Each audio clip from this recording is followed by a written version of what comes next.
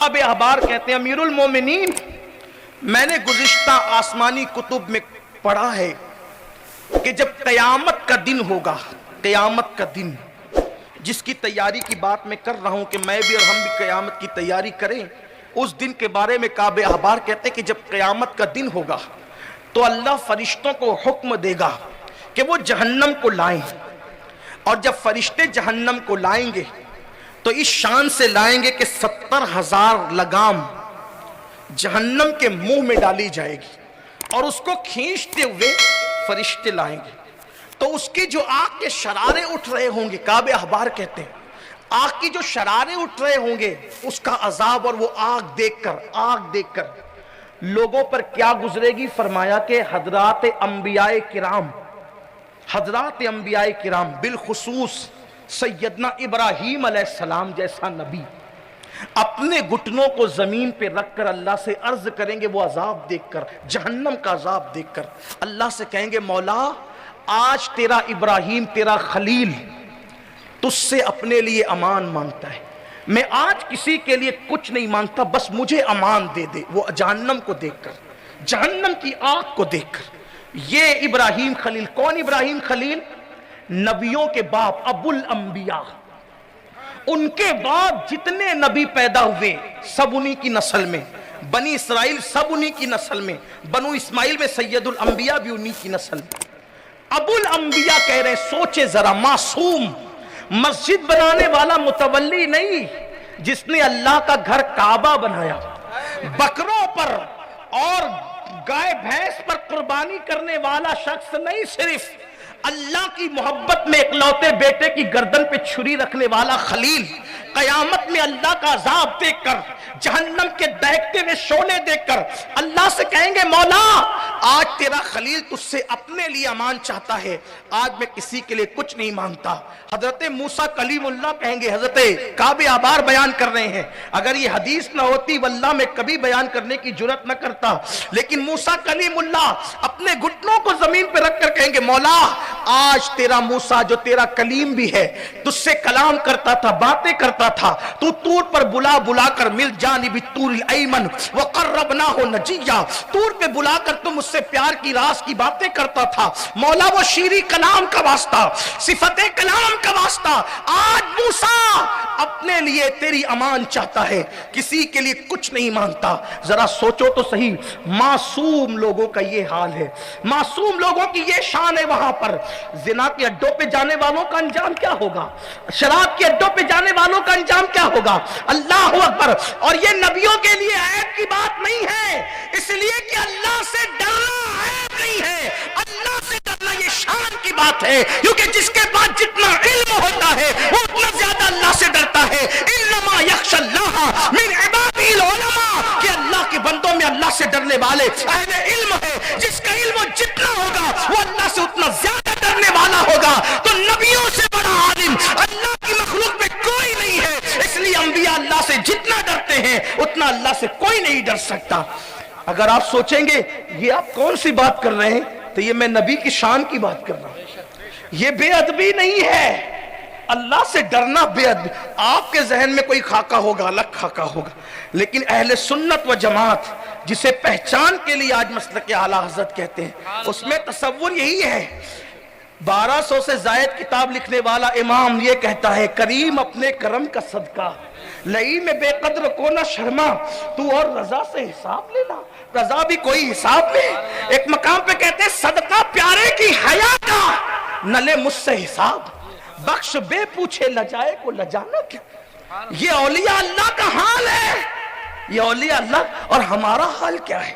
موسیٰ کلیم کہیں گے اللہ آج میں اپنے لیے امان چاہتا ہوں، کسی کے لیے کچھ نہیں چاہتا۔ کعب احبار کہتے ہیں فاروق اعظم سن کے روتے جا رہے ہیں، کعب احبار کہتے ہیں امیر المومنین جب وہ جہنم کی آگ کی شراریں اٹھے گی تو حضرت عیسیٰ علیہ السلام کہیں گے اے اللہ آج میں اپنی ماں حضرت مریم کے لیے بھی کچھ نہیں مانگوں گا، آج میں اپنی ماں مریم کے لیے بھی کوئی سوال نہیں کرتا، آج تو صرف تو مجھے امان دے دے، میں اپنی جان کی امان چاہتا ہوں۔ وہ دن جس دن انبیاء کی، سید الانبیاء کے علاوہ سارے انبیاء کی یہ شانیں ہوگی، اس دن کے لیے ہم نے کیا تیاری کی ہے؟ یہی کہ وقت ملا تو ہم واٹس ایپ کھول کر کے بیٹھ گئے، گھنٹوں بیٹھے رہے، برسوں بیت جاتے ہیں کبھی قرآن بھی نہیں کھولتے، کسی کے تیجے میں جاتے ہیں تو بھی خاموش بیٹھے ہوتے۔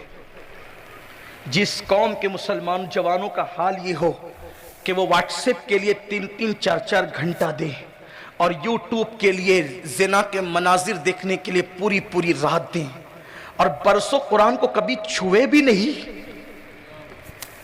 وہ قوم عزت کیسے پا سکتی ہے؟ وہ قوم ترقی کیسے حاصل کر سکتی؟ لوگ کہتے ہیں پوری دنیا میں ہم ستائے جا رہے ہیں، ستائے نہیں جاؤ گے، جو قرآن پہ ظلم کرے اس پہ ظلم نہیں ہوگا، جو مسجدوں پہ ظلم کرے اس پہ ظلم نہیں ہوگا۔ در سے قرآن اگر ہم نے نہ بھلایا ہوتا، یہ زمانہ نہ زمانے نے دکھایا ہوتا، وہ زمانے میں معزز تھے مسلمان ہو کر، آج ہم خار ہوئے تاریخ قرآن ہو کر۔ کسی کی ماں نے کسی کو جنم نہیں دیا ہے کہ کوئی مسلمان کی آنکھ میں آنکھ ڈال کے بات کر لے، لیکن کوئی مسلمان بنے تو صحیح، جس کی راتیں پوری پوری زنا کے مناظر دیکھنے میں گزرے، جو بہو کو اور بیٹے کو بازو میں لے کر سیریلوں کے نام پہ جو سسر زنا کے مناظر دیکھے، ان کو کامل مومن کہلانے کا حق کیا ہے؟ جنہوں نے مسجدوں کو ویران کیا، فجر کی نماز میں سوتے پڑے رہے۔ لوگ کہتے ہیں مولانا ہم عاشق رسول ہیں، میں کہتا ہوں عشق رسول اتنا کچا تو نہیں ہوتا کہ جو مسجد تک بھی نہ لے جا سکے۔ کیسا عشق ہے جو مسجد تک بھی نہیں لے جاتا؟ ارے عشق تو وہ تھا جس نے پہلی رات کی دلہن چھوڑ کر میدان جہاد تک جانے پر مجبور کر دیا۔ مسلمان قبروں میں چلے گئے، اسلام کتابوں میں محدود ہو گیا۔ اب جو کچھ ہو رہا ہے صرف زبانی جمع خرچ اللہ ماشاءاللہ، بس نعرے ہیں، زبانی دعوے ہیں، اسی طرح کی باتیں ہیں۔ یاد رکھو، آؤ بہت دور چلے گئے، آؤ اپنے مذہب کی طرف آؤ، اپنے مسلک کی طرف آؤ، احساس کرو کہ اللہ نے ہمیں دنیا میں ہمیشہ رہنے کے لیے نہیں بھیجا، آخرت کی تیاری کے لیے بھیجا۔ نماز چھوڑو گے، 2-3 باتیں اور اینڈ کر کے بات اب مکمل کر رہا ہوں، ایک روایت پڑھ کے بات پوری کریں گے، لیکن اس سے پہلے 2-3 باتیں، کچھ باتیں احادیث کے حوالے سے پڑھ دوں، پھر ایک روایت پڑھ کے بات مکمل کریں گے۔ دیکھو، اگر شراب پیو گے، سب مسلمان کو پتہ ہے شراب حرام ہے، انجام کیا ہے؟ آج شراب کا نام بدل بدل کے پیا جا رہا ہے، آخرت کی فکر ہے۔ یار لوگ کہتے ہیں مولانا وہ جو رسول اللہ کے دور کی شراب تھی وہ الگ تھی، اب وہ شراب ملتی بھی نہیں۔ اب تو شراب جو پی جاتی ہے اس میں باضابطہ طور پر الگ الگ خوشبو ہوتی ہے، الگ الگ وٹامن کی اس میں بشارتیں ہیں، صحت ہوتی ہے، چہرہ گول ہو جاتا ہے، چہرہ کھل جاتا ہے، اس طرح کی بکواس کی جاتی ہے۔ میرے آقا نے آج سے 1400 سال 1450 سال پہلے فرمایا تھا، عبداللہ ابن مسعود سے کہا تھا، عبداللہ ابن مسعود، میری امت کے کچھ لوگ ہوں گے جو قبر میں رکھے جائیں گے تو ان کے چہرے اچھے بھلے ہوں گے، اور جب قبر سے اٹھیں گے یا تو ان کے چہرے سور کی طرح ہوں گے یا تو بندر کی طرح۔ قبر سے اٹھتے ہو حضور کیوں؟ یہ کافروں پہ مت ٹھوک دینا، سارے عذاب کے معاملات ہم کافروں پہ ٹھوکتے ہیں نا، تو کچھ آپ اور اپنے لیے بھی کچھ ہے نا، اس سے بھی کچھ عبرت لو۔ فاعتبروا یا اولی الابصار۔ ہاں، ہم جو کہتے ہیں نا کہ ہم رسول اللہ کے، جنت رسول اللہ کی، پہلے ہم رسول اللہ کے بن تو جائیں۔ رسول اللہ کے لیے کیا کیا ہے؟ بے شک جنت رسول اللہ کی ہے، لیکن یہ کہنے کا حق ان کو تھا، امام احمد رضا کو، جو 22 گھنٹے جاگتے تھے رسول اللہ کے لیے۔ آپ کی زندگی پڑھو، صرف 2 گھنٹے سوتا تھا وہ مرد کلندر، 2 گھنٹہ، صرف 2 گھنٹہ۔ ایک دن کسی نے کہا آپ کے بچے بھی، آپ کا بھی جسم پہ، آپ کے جسم کا بھی حق ہے، آپ کے جسم کا بھی حق ہے۔ امام احمد رضا سے کہا 2 گھنٹے سے سوتے، 22 گھنٹے جاگتے، محنت کرتے، سو بھی لیا کریں۔ جواب کیا تھا؟ ایک خیر خواہ میرے، کیا تو نے مجھے کتے سے بھی بدترین سمجھا ہے؟ کتے سے بدتر سمجھے تو نے مجھے؟ امام نے کہا کتے سے بدتر؟ حضرت میں نے کتے سے بدتر تو آپ کو کبھی نہیں سمجھا، آپ تو ہمارے امام ہیں۔ فرمایا بیٹے کیا خیال ہے تیرا کہ کتے کا مالک کتے کو ایک روٹی پھینک کر دیتا ہے، کتا 24 گھنٹے مالک کے گھر کی رکھوالی اور نگہبانی کرتا ہے، ایک روٹی پر وہ 24 گھنٹے وفا کرتا ہے. مجھے تو جو ملا ہے مدینے کی سرکار سے ملا ہے. اگر میں ان کے دین کی حفاظت نہ کروں تو میں تو کتے سے ہی بدتر ٹھہرا نا. بابا بلے شاہ نے کہا تھا، اٹھ بلیا چل یار منا لے ورنہ بازی لے گئے کتے. ہم حضور کے بن تو جائیں.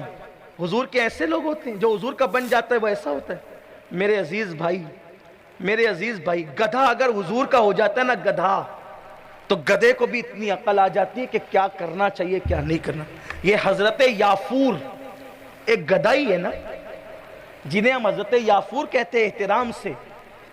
شاہ حبشہ نے توفتاً بھیجا تھا اس گدھے کو، جسے ہم ادب سے اب اس کو گدھا بھی نہیں کہتے، دراز گوش کہتے ہیں.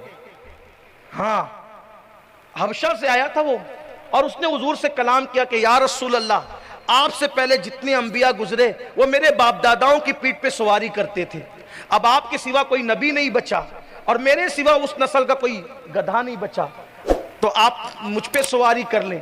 حضور نے اس کو قبول کیا. اس کا نام پوچھا تو کہا میرا نام یزید ہے. اس کا پرانا نام کیا تھا؟ یزید. کہا تیرا نام یزید نہیں، تیرا نام یافور ہے. اشارہ مل گیا نبی کو اس دن بھی یزید پسند نہیں تھا. گدھے کا نام بھی یزید ہو، گدھے کا نام بھی یزید ہو، حضور نے پسند نہیں کیا، بدل دیا. اٹھا کے دیکھیں حدیث. بہرحال پھر وہ گدھا حضور کے ساتھ حضور علیہ السلام کی بارگاہ میں حضور کی چوکھٹ پہ رہنے لگا. پتہ ہے سرکار فرماتے جاؤ صدیق اکبر کو بلا کر لاؤ، تو وہ گدھا صدیق اکبر ہی کے گھر جاتا، بلا کر لاتا، حضور کے کام کرتا. وہ اس گدھے کے عشق پر میں قربان، میرے ماں باپ، میری اولاد، میری نسلیں قربان. جس دن حضور کا وصال ہو گیا، حضور کا وصال، تو صحابہ رو رہے تھے، وہ ادھر ادھر بے چین گھومتا تھا حضور کہاں ہے. جب کسی کے منہ سے نکلا حضور کا وصال ہو گیا تو وہ گدھا برداشت نہیں کر سکا حضور کے وصال کی خبر کو. اس نے جا کر کنویں میں ایک چھلانگ لگا دی اور دنیا کو بتا دیا جب میرا محبوب نہ رہا تو میں دنیا میں رہ کر کیا کروں گا. گدھے کو بھی یہ احساس ہے، وفا کا احساس. ہمیں ہے نبی کے صدقے میں موبائل ملا ہے نا، نبی کے صدقے میں اسکرین پر فوٹو کس کا ہے؟ ہیرو کا. یہی وفا ہے ہم رسول اللہ کے، یہی ہم رسول اللہ کے، یہی ہم رسول اللہ کے، یہی وفا ہے. کبھی سوچا بھی، کبھی غور بھی کیا، کبھی غور بھی کیا. تو میں کیا عرض کر رہا تھا کہ حضور علیہ السلام نے فرمایا کہ قبروں سے اٹھیں گے تو چہرے سور، ان کے چہرے کس کی طرح ہوں گے؟ سور کا ذکر دوسری روایت میں کتے اور بندر کی طرح، ایک روایت میں سور اور بندر کی طرح. ایک جگہ کتے کا ذکر ہے، ایک جگہ سور کا ذکر ہے، اور دونوں میں بندر کا ذکر ساتھ ساتھ ہے. عبداللہ ابن مسعود نے کہا یا رسول اللہ، جن کے چہرے سور اور بندر کی طرح ہو جائیں گے قبر سے اٹھتے وقت، تو کیا وہ لوگ کلمہ نہیں پڑھتے ہوں گے؟ یعنی کافر ہوں گے وہ؟ کہا نہیں ابن مسعود، وہ کلمہ پڑھتے ہوں گے. کیا قرآن کو اللہ کی کتاب نہیں مانتے ہوں گے؟ کہا قرآن کو اللہ کی کتاب بھی مانتے ہوں گے. آپ کو اللہ کا رسول نہیں مانتے ہوں گے؟ کہا مجھے اللہ کا رسول بھی مانتے ہوں گے. پھر بھی ان کے چہرے سور اور بندر کی طرح یا کتے اور بندر کی طرح ہو جائیں گے قبر سے اٹھتے وقت. حضور ان کا گناہ کیا ہوگا؟ فرمایا وہ دو کام کرتے ہوں گے. میوزک کثرت سے سنتے ہوں گے، میوزک، گانے، میوزک کثرت سے سنتے ہوں گے، اور شراب کا نام بدل بدل کر پیتے ہوں گے. پھنسی ہو جائے چہرے پہ، گھر سے باہر نکلنے شرم آتی ہے. جب سور اور بندر کی طرح چہرے ہو جائیں گے تو محشر میں کیا منہ لے کر آئیں گے. اور میرے آقا علیہ السلام فرماتے ہیں صلی اللہ علیہ وآلہ وسلم، جب شرابی قیامت کے دن آئے گا، اس کو فقیہ ابو اللہ سمرقندی نے لکھا ہے، جب شرابی قیامت کے دن آئے گا اس کے گلے میں شراب کی بوتل لٹکی ہوگی. اس طرح وہ شرابی قیامت کی دن، شراب کی بوتل گلے میں، ہاتھ میں شراب کا جام، منہ سے گندگی نکل رہی ہو، غلاظت، پاخانہ اس کے منہ سے نکل رہا ہوگا، آنکھوں سے خون بہ رہا ہوگا، اس کے بدن پر سانپ اور بچھو چپکے ہوئے ہوں گے. کہانی قصہ نہیں ہے، تنبیہ الغافلین اٹھا کر کے دیکھ لو، حدیث ہے، حدیث. اللہ کے رسول کا فرمان ہے وقت سے پہلے سب کھول دیا تاکہ بچ سکو. ہماری مائیں ہم سے جتنا زیادہ پیار کرتی ہے اس سے زیادہ ہمارے نبی نے ہم سے پیار کیا. ہم نے احساس ہی نہیں کیا. ہم نے نبی کا پیار صرف جلوس جھنڈے اور جلسوں تک محدود کیا. واللہ جھنڈے ہمارے مسلک کی علامت ہے, جلوس نکلتے ہیں نکلتے رہیں گے, لیکن جلوس جس مقصد کے لیے نکلتے ہیں کبھی اس پہ بھی غور کیا؟ حضور کی وفا کے لیے جلوس نکالے جاتے ہیں, دھینگا مستی کے لیے نہیں. جلسے حضور کی وفا کے درس کے لیے ہوتے ہیں, رسموں کے لیے نہیں. ہم نے ساری چیزوں کو رسموں کے حوالے کر دیا. کبھی سوچا ہم نے؟ ایک شخص نے رسول اللہ کے مزار پر, حضور کے مزار کے قریب آ کر گردن جھکائی, گردن. فاروق اعظم نے اس کی گردن میں مکہ مار کے کہا ادب گردن جھکانے میں صرف نہیں ہے, اطاعت کے لیے پہلے دل جھکا. جن کے دل نہ جھکے انہیں گردن جھکانے سے کوئی فائدہ نہیں ملنے والا.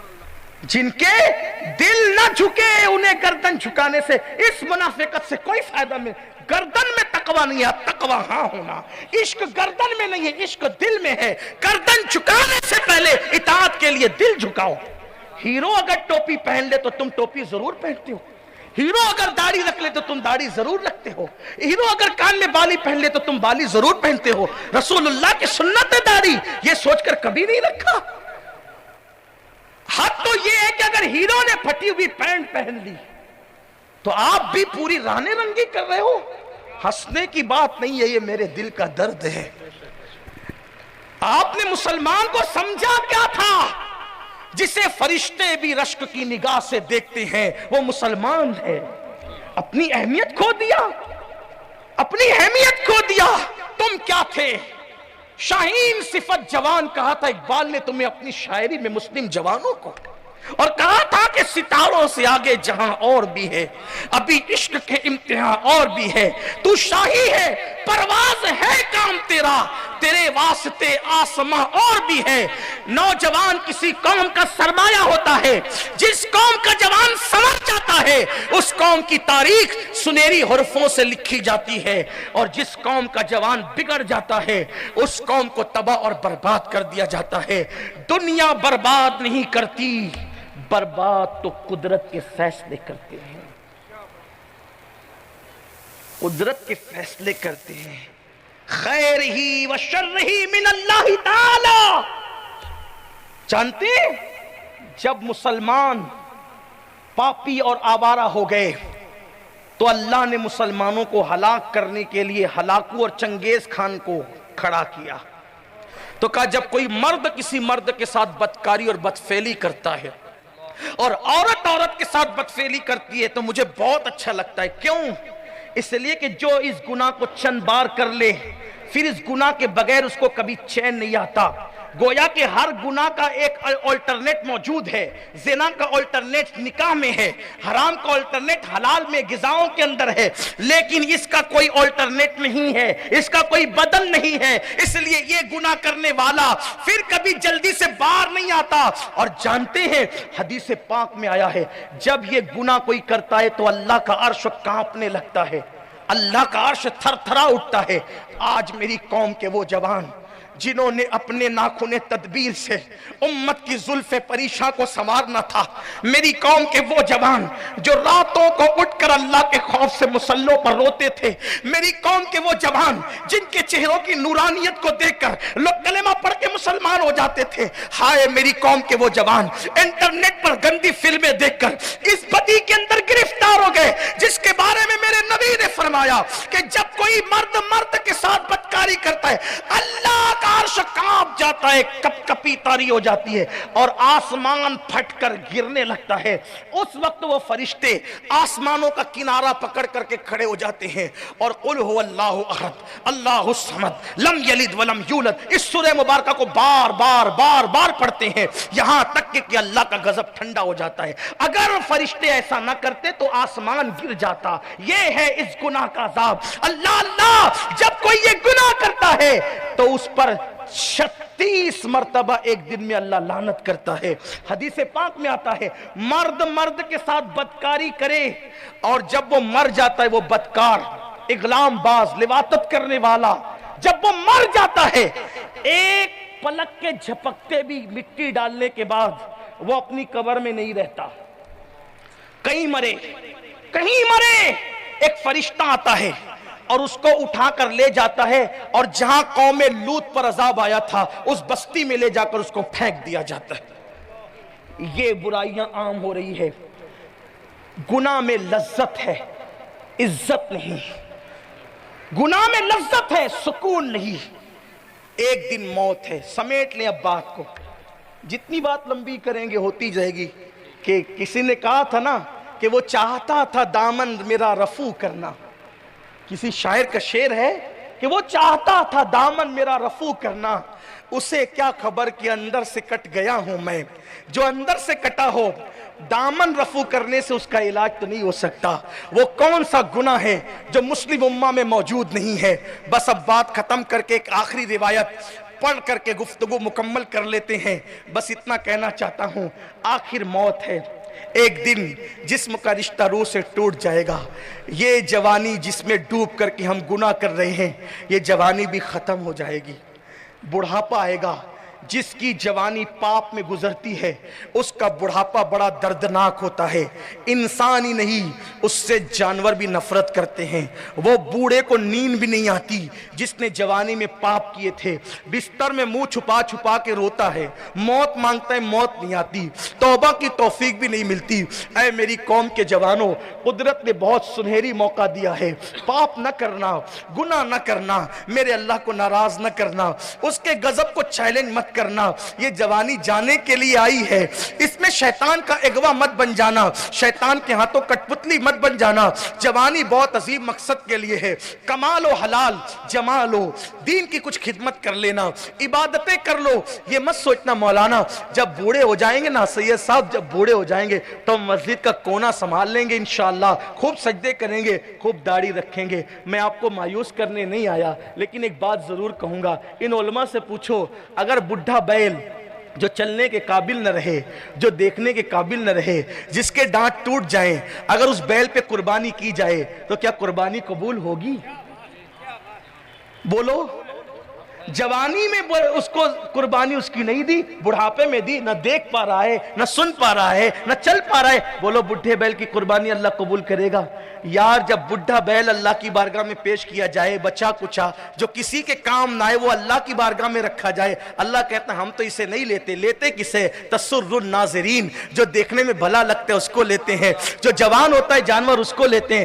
اگر بچی کچی زندگی جو نہ بیوی کے کام، نہ بچوں کے کام، نہ کاروبار کے کام، نہ سماج کے کام، نہ مذہب کے کام، نہ کسی کے کام جو زندگی نہ رہ جائے، وہ بچی کچی عمر اگر تم اللہ کی راہ میں لگانا چاہو گے تو جب بچی کچی عمر کا بوڑھا بیل قدرت قبول نہیں کرتی تو یہ تمہاری بچی کچی کھوسٹ بڑھاپے کی زندگی قدرت کیسے قبول کرے گی؟ اس کو محتاج نہیں سمجھنا۔ اگر توبہ کرنا ہے تو آج جوانی میں، یاد رکھنا جب کوئی جوانی میں توبہ کرتا ہے تو اللہ اکبر، آسمان پر نور کی قندیلیں روشن کی جاتی ہے 40 دن تک، اور فرشتے آپس میں باتیں کرتے ہیں یہ نور کی قندیل کیوں ہے؟ تو اللہ فرماتا ہے میرے جوان بندے نے توبہ کر لی ہے، اس لیے یہ خوشی کے اندر جو ہے قندیلیں روشن کی گئی ہے۔ آؤ پلٹ آؤ، میرے اللہ کی رحمتیں پکار پکار کر کہہ رہی ہے بندے